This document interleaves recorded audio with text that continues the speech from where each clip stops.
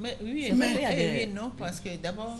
Parce que le fait d'accéder à un certain niveau de responsabilité emmène les femmes à fouler du pied des règles. Moi, je pense que ça dépend. Ça dépend pourquoi. C'est une question d'éducation. Et puis, ça dépend du départ. Il y a des gens qui ont commencé ensemble. Ils ont tout fait ensemble, petits copains, copines, jusqu'au mariage. Et puis la femme a émergé, elle est DG ou PDG. Ça, c'est différent d'un homme qui vient de croiser une directrice. Mais il y a des hommes escrocs. Hein. Et ils étudient. Voilà les gigolos, ils étudient. Elle a beaucoup d'argent. Je ne l'aime pas, mais je m'en vais. Quand c'est comme ça, ça va échouer. Elle n'est pas bête. Elle est directrice. Toi, tu veux venir là. Non, tu vas partir. Je crois que ce dont elle est en train de parler, je ne sais pas là, mais je suppose. C'est le cas de... Parce qu'il faut dire aussi les choses par leur nom. Il y a des femmes, et ce n'est pas la majorité, lorsqu'elles accèdent à un certain poste de responsabilité, elles n'ont plus le temps de descendre, de voir vraiment à la base ce qui se passe. Elles oublient même leurs propres enfants. Oui, les enfants ne voient pas leur maman. La maman ne voit pas les enfants grandir. Même les week-ends, elles sont préoccupées à autre chose. Quand c'est comme ça, vous savez, il y a des hommes qui ne communiquent pas aussi. À force de ne pas... Et ça, c'est important dans un couple. Communiquer régulièrement.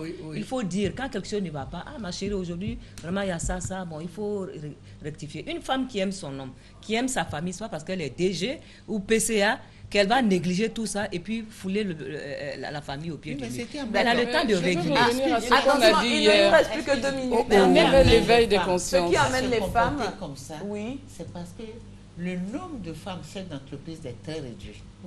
Et donc, elles sont beaucoup sollicitées. Donc, en dehors des responsabilités qu'elles ont, quand il y a une réunion, un séminaire, c'est les mêmes qui sont toujours sollicitées. Et donc, c'est toujours les mêmes qui ont des difficultés dans leur foyer.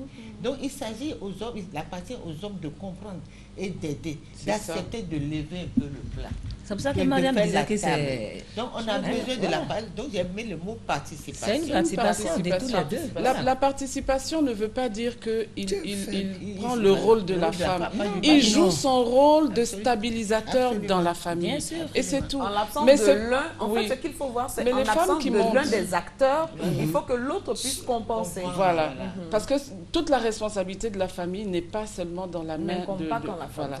Mais je voulais revenir à ce que Angibel a dit, en disant, les femmes qui ont évolué, si elles sont emmenées à divorcer, c'est pas forcément parce que elles veulent se comporter en patron à la maison.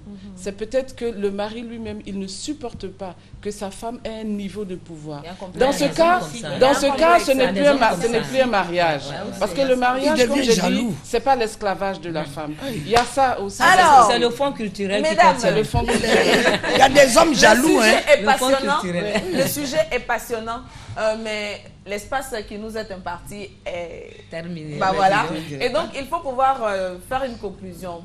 Je donne 10 secondes à chacune. Maman Zebagaté. Bon, je dis comme ça aux hommes d'aider les femmes chefs d'entreprise, de les compléter parce que c'est difficile. Et puis un homme, tu vois ta femme assise comme ma femme. Là. Quand partout je la vois, je suis contente.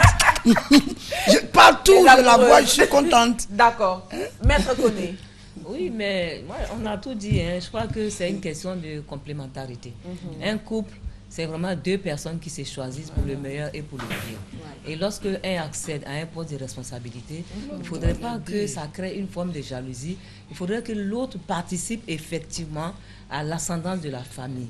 Donc, une fois qu'on a compris ça, vraiment, à mon avis, le fait pour une femme d'être chef de famille, chef d'entreprise ne doit pas agir négativement sur le foyer. Alors, s'il arrive que des femmes ne restent femmes, chefs d'entreprise ne respectent pas ou ne sont pas respectueux de leur époux, il faut que l'on comprenne qu'il y a un problème aussi éducationnel.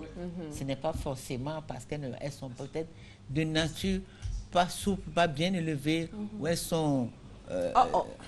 Voilà. C'est pour ça. Donc, il faut qu'elles Madame Gabala.